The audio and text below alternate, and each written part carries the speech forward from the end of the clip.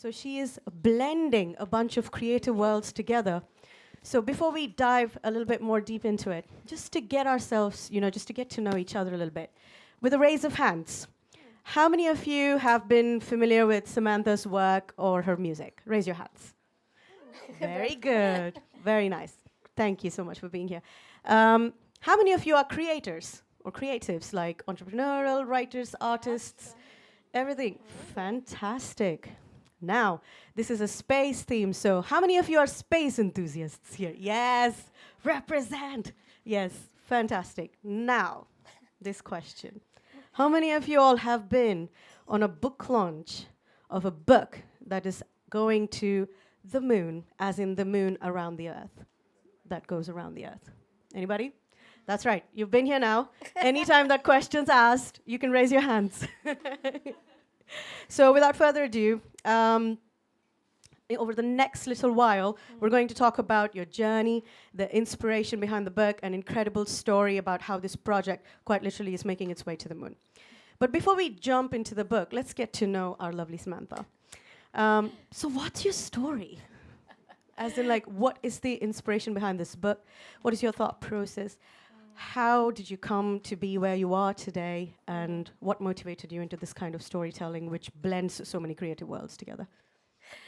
Thank you, first of all. Big question. Yeah, it's a big question. I was like, yes, who am I? Why am I here? Like, in the Start existential sense, who am I on this planet, on planet Earth, in the solar system? Yeah, but hi, everybody. I'm Samantha Tauber. I'm Australian, living in London. And yeah, we're here to celebrate the launch of my book. And I mean, where do we start? I think I was always singing as soon as I was a little baby kid. And I was very animated as a child. My parents said I looked like a little Auburn Shirley Temple. Oh my God, I'm embarrassing myself right now. But they didn't quite know what to do with me with all that energy, so they put me in singing and dancing classes. In fact, the song I was most obsessed with as a little kid was Twinkle, Twinkle, Little Star. Yeah. Yeah, and you know what? I've had a bit of a full circle moment. I don't want to get too quick into it, but yeah, I was on tour last week with an astronaut, Chris Zembrowski, who was part of the Inspiration 4 mission. And it was actually the song Twinkle, Twinkle, Little Star on a Super Bowl ad that kind of inspired him to donate money to St. Jude's Hospital. And then he ended up winning. That's a long story. And then he went to space. But anyway, it was a full circle moment, because if you asked me now, like the little girl that sang Twinkle, Twinkle, Little Star, that my work would be immortalized on the moon, I would not have believed you. But I think it's been in my soul mission since I was a little kid. I just didn't know that until now. And I suppose it's kind of reflected in this character. And this character is called Vinci. Vinci was inspired by Leonardo da Vinci, because I was looking for a stage name, an alter ego character. And, like David Bowie, like Ziggy Stardust, and it's kind of got Life on Mars vibes and things like that. I was like, Vinci. And I saw the image, right, of the Vitruvian Man on the internet. But it was like this meme. It was like half man, half cyborg. And there was so many questions that was in my mind. I was like, first of all, where's the woman? And then the other question was, why half man, half cyborg? Is the future going to be transhumanist? What's it mean with AI? And I was asking all these questions back in 2018. And so my journey was I grew up and I did musical theater and loved performing and did dance classes and was like a nerd at school and loved all your histories. I thought I would be a lawyer. Sorry, mom and dad. But yeah, and then I created the project in 2018 to be my music alter ego, but it grew. It was so much more than that. It ended up becoming a very personal soul tether to this character, to this woman. She's a badass, right? And then how did the story come about? Well, the lockdown happened, and all of a sudden, the music gigs were drying up, and I was like, what can I do? What can I do to bring, I have something I need to tell. I need to share this more about this character and this being. And if I can't do it live, how can I get it out there? And so I thought, well, maybe I'll write a movie. So I started writing a script And I very quickly realized that you need millions of dollars to turn it into a film. So I was like, the quickest way is to write a book. Turns out it wasn't the quickest way because I wrote it back in lockdown. But I'm really proud of that and the journey. So I don't know if that answers your question. It kind of shows my brain thinks very non-linear and neurodivergently. But I think, yeah, that's what you never know where you're going to end up in life. And I somehow have fallen into your industry, the space industry, and they're my favorite people. Like, they're like my family, when we meet each other at all these beautiful events around the world, and we have so many stories to share, like DJing at Yuri's night and things like that, and the Space Gala Awards and things like that. I've got a few of my friends here from the space industry. So all of a sudden, I feel like I'm part of this movement. And what is this movement? Well, I did create a name for it because it's in the story, but I didn't know it turned into real life, like a real movement. So this was back in lockdown. I created the name. It's called Galactaisance, which stands for galaxy, AI for either artificial intelligence or artistic intelligence or authentic intelligence, and the science part of the word for Renaissance, like Leonardo da Vinci, in the sense of it's a cultural Renaissance. But I was like, this is a new space Renaissance. And there's so many exciting things happening on our planet and off planet. And I was like, how do I get this energy out there to the people in a way? And so that's what this character is about. That's what this trilogy and everything. Ooh, it's all it's a about trilogy. space. And actually the tagline for the Vinci brand is making space for wonder. And like, why do I do what I do? For that reason, actually. Because I saw that, I grew up with a lot of dystopian fiction, and like I saw like I love like lead superheroine characters. Like, I'm revealing my age here, but I grew up with like Hunger Games and Divergent. But like all the stories were really like dystopic, like in a very like surveillance Orwellian kind of state. And I mean, they're great because they serve as like a didactic warning. We don't want this future. But why do we have to put the heroine in this context? Why can't we? It's so hard to create positive fiction because the media thrives on fear and negativity.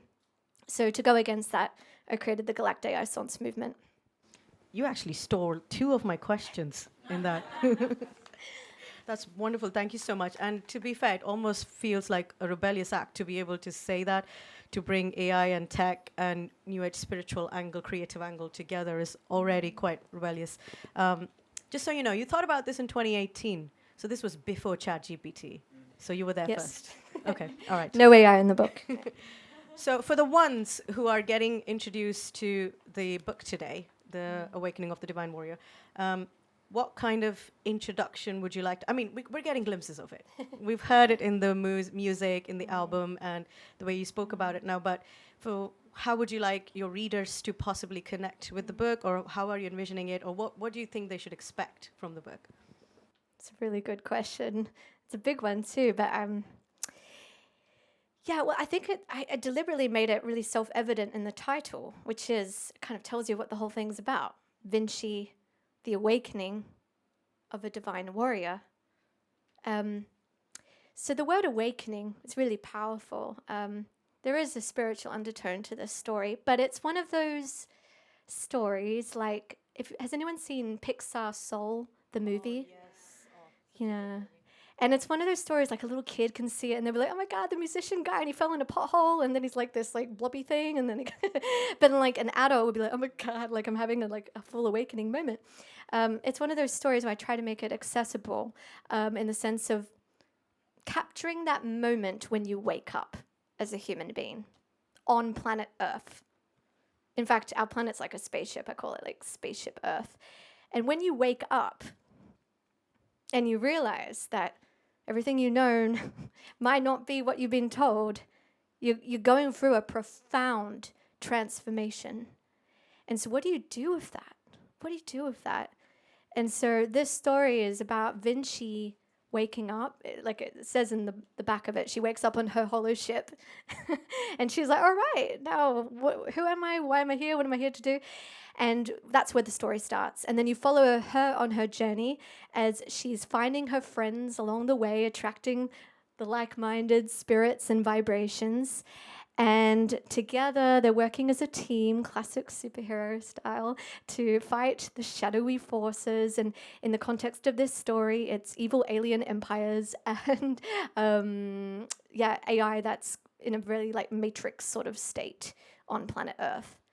And so, yeah, it's quite self-evident, but they realize that it takes a team. You know, you can't do this alone. The awakening journey is not a solo journey. It's a collective journey. And so, yeah, this is all fiction, of course, but the relatability of it is, well, we can talk about the forward. The relatability is the fact that I believe we're all interconnected, which is like my song, We Are One. And we can talk about it, like how Frank White wrote the forward for my story.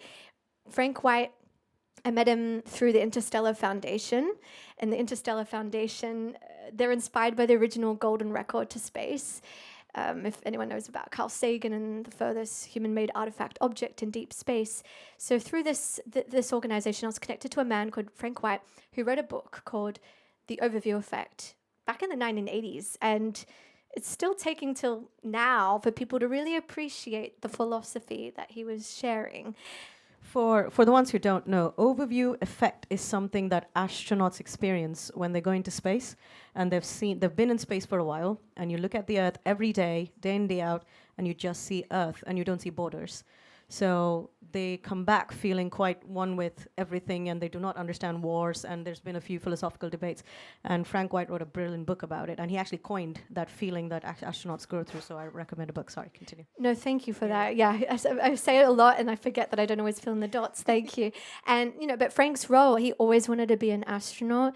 He ended up in media interviewing all the astronauts and like the Apollo mission, and he'd collect all the quotes, and he'd go, oh, there's a pattern here. They're all coming back to Earth, like changed. But you don't have to go to space. Technically, we're already in space, but you don't have to go to space to have that awareness. You can meditate. You can just look within. But Frank was very generous to write the foreword because he understood why I wrote the book and what the message is really about. And we're in a context right now of world wars and things like that. So if I'm going to put a piece of content or media out there in the universe, I hope it does good. I hope it makes people work together and realize that the individual human has a lot of power within, but we're all one family, no matter what country we're from, what religion, And so it meant a lot that Frank wrote the foreword. And just by serendipity, today, the day my book is launching, he's actually launching a campaign to get Frank to space. So stay tuned for that. Yes. Thank you so much for that. I have to add another tidbit here for the people who don't know. The golden record that Samantha talked about is actually, I don't know how many of you heard about the Voyager missions. Have you heard of something called Voyager missions? So thank you. In 1970s, we sent a space shuttle into space, actually two of them, with the sole purpose of leaving a fingerprint of humanity.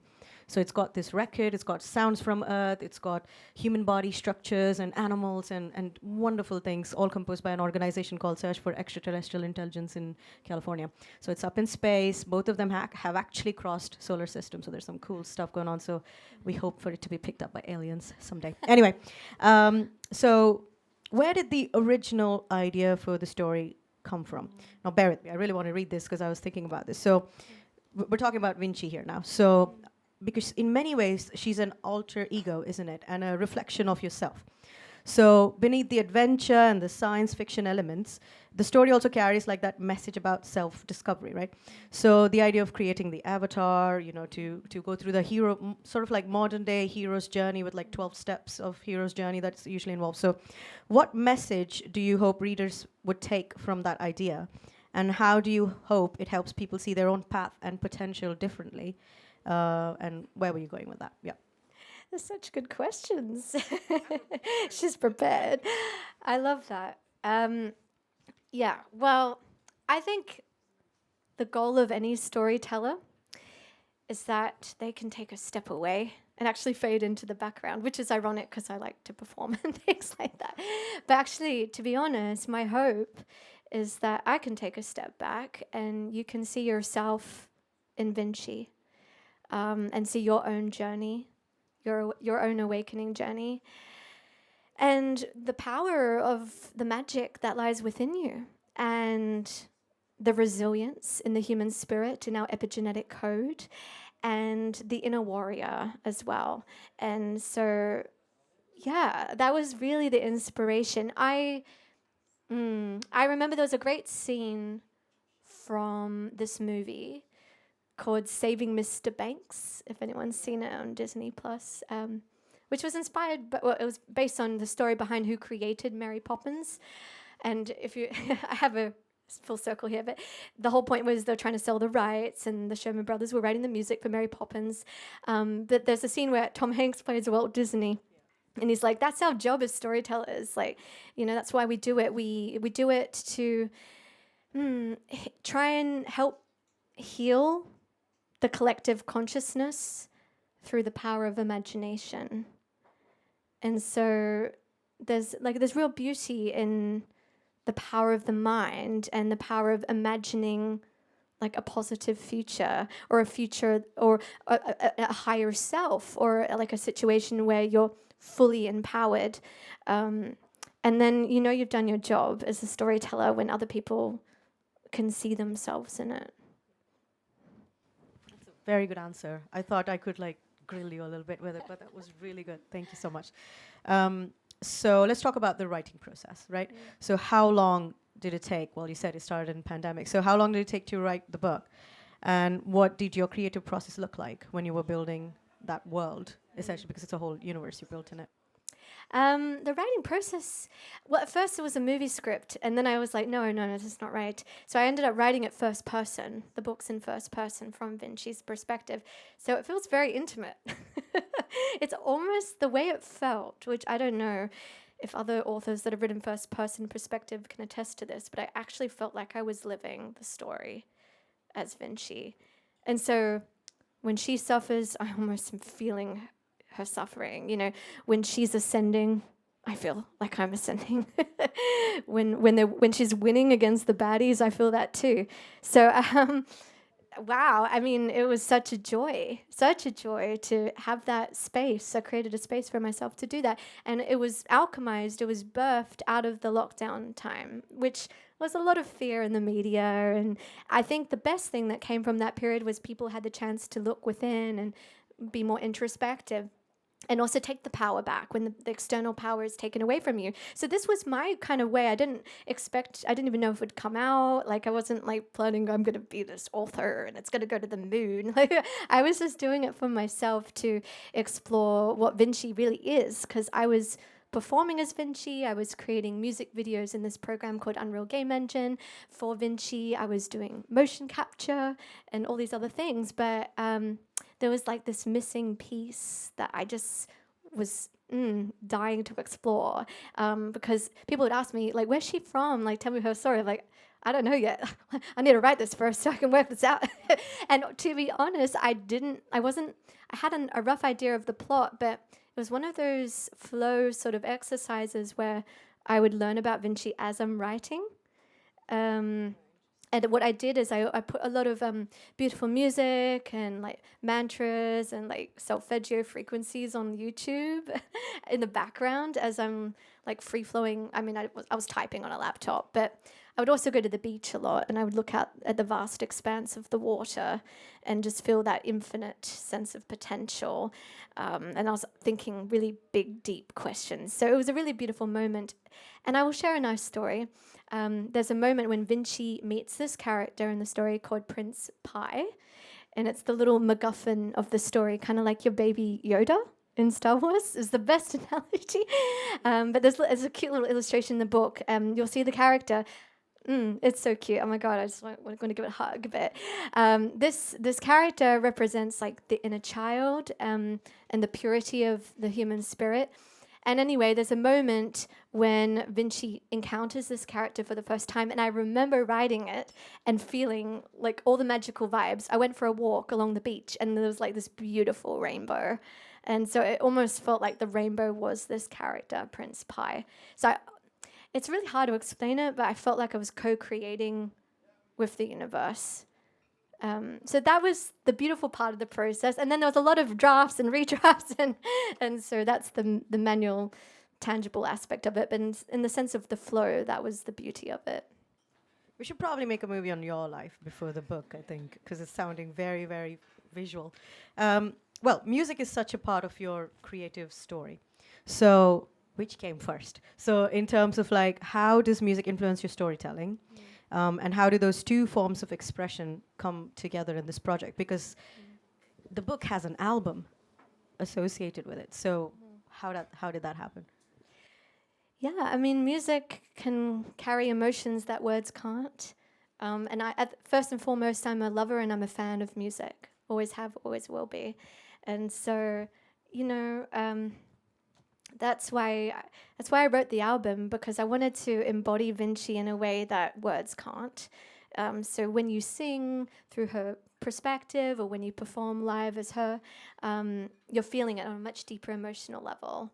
And that's what we do as human beings, we feel. That's beautiful, thank you. Now we'll get to the exciting bits, even more exciting bits, the moon story. Actually, there's someone more qualified than me to speak. I don't want to embarrass this wonderful young lady who's working with a company that's going to put a big-ass, beautiful rover onto the moon.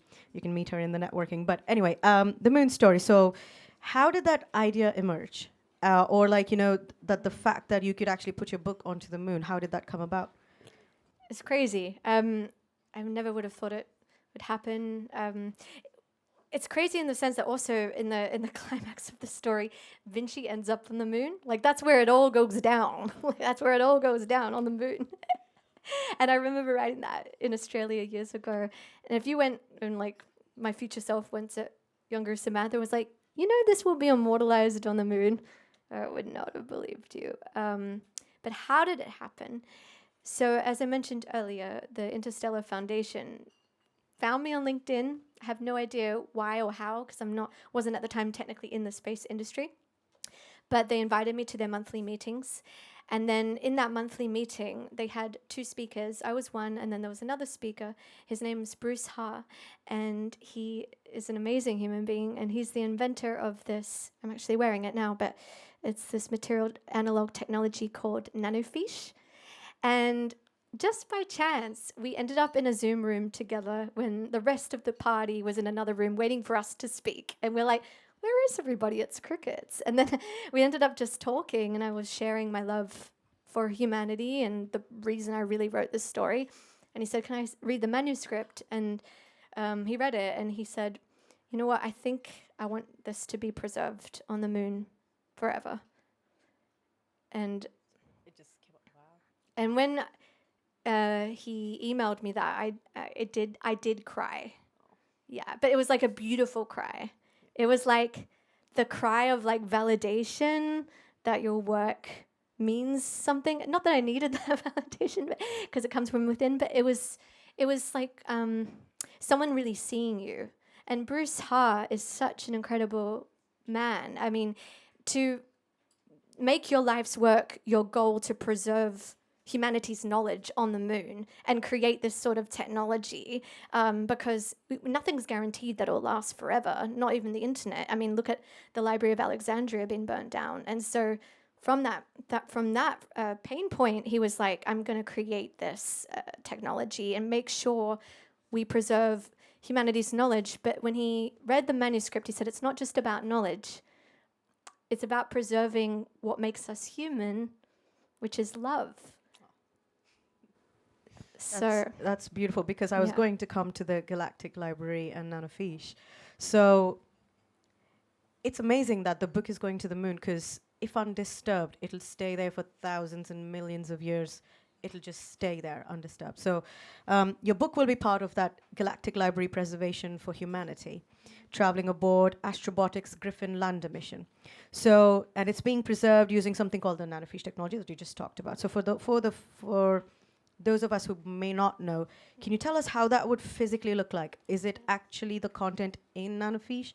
Or what is the Galactic Library of Humanity, and how is your book? Is it actually the book that you're holding, that size of a book, going in there, or how does that look like? No, it looks just like this. So there's 444 pages in this book, and it's super microscopic, but very high res. So the words are laser etched onto this analog nickel/gold backed material. And so it's so robust, the technology, that it can withstand solar radiation and last for millions of years. And so it's part of the Griffin lander mission. It's part of the payload. That's fantastic. So entire 400 pages are engraved on it. Is it already done? Is it ready? Yes, it's already, Have you seen it's it? at Pittsburgh. Yeah, I've seen photos. Yeah, it's really cool. It's that's like a so little exciting. canister. It's scheduled for July this year, and I've never seen a rocket launch before, so I'm going to invite my parents from Sydney, Australia, to see the first rocket launch with me together, and we'll get a little documentary team and just capture the moment. When is it scheduled to go? I believe July, but the space industry, as we know, is notorious for delaying. Look at Artemis.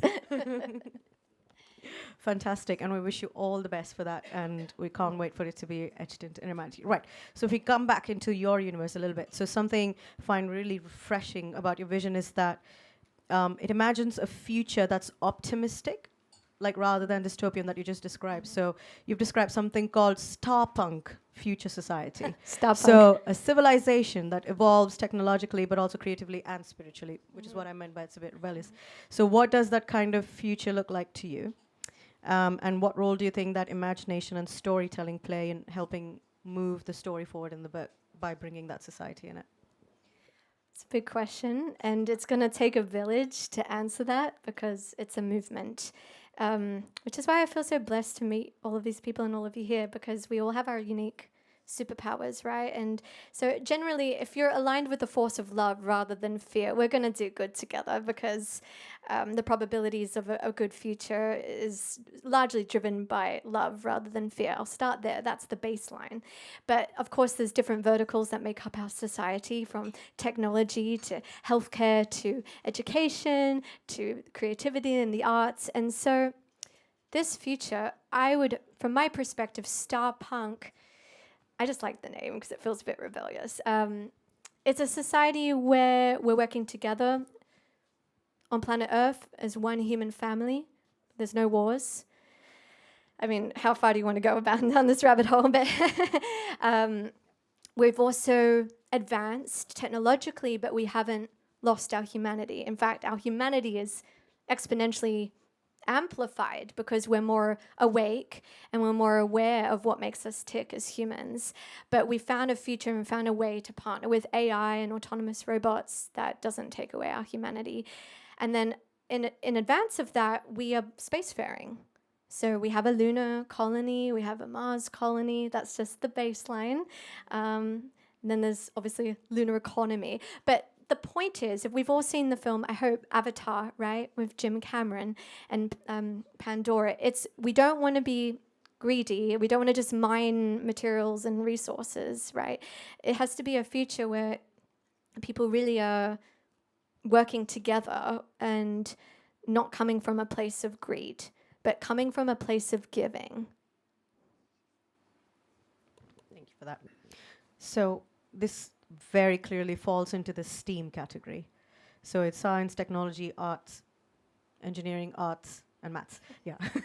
So how do you see that kind of storytelling helping inspire that future? Because you talked about us being Spaceship Earth, and you're right, there's so much technological development, and a part of humanity should exist into it as to understand the direction it's taking.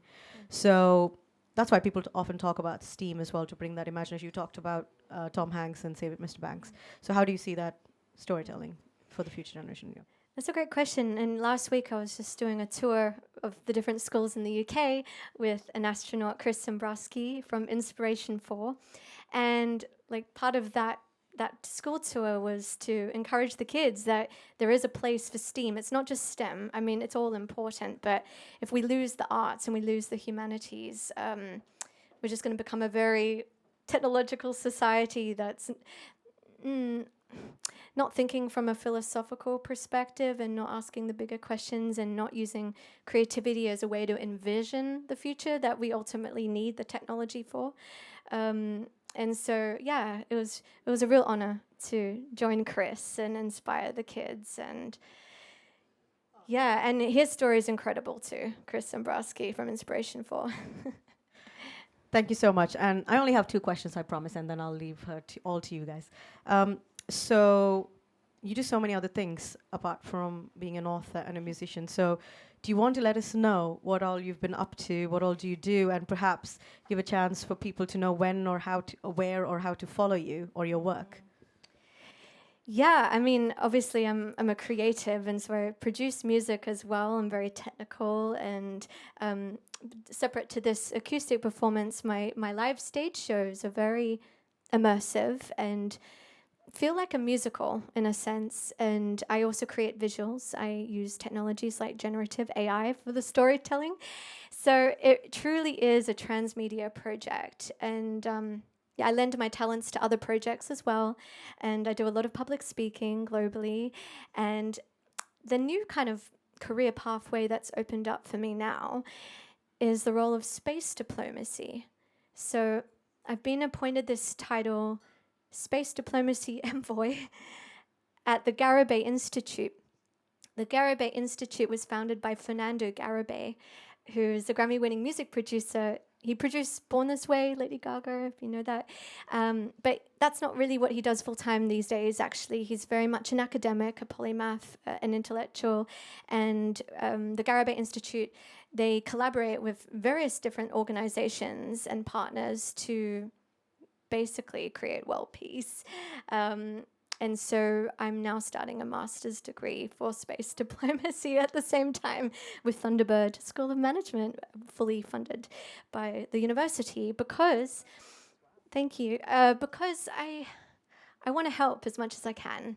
And I feel like through the role of a communication professional and being in the space industry, there is a space for this in the sense of working and collaborating with different countries and partners together, private and public, to create a future where we don't abandon Earth, but we also, it's almost like the moon is like this ground for peace in a way, you know what I mean? There's a potential for that. And what would life be like on Mars, right? Are we going to bring our same problems to other places in the solar system and beyond? I hope not. It's like there's a lot of work to do. And so this has guided me now to explore this new pathway because I really love it. And I think it's a nice parallel journey with the world building and the storytelling of Vinci. That's beautiful. Thank you so much. So far, not done.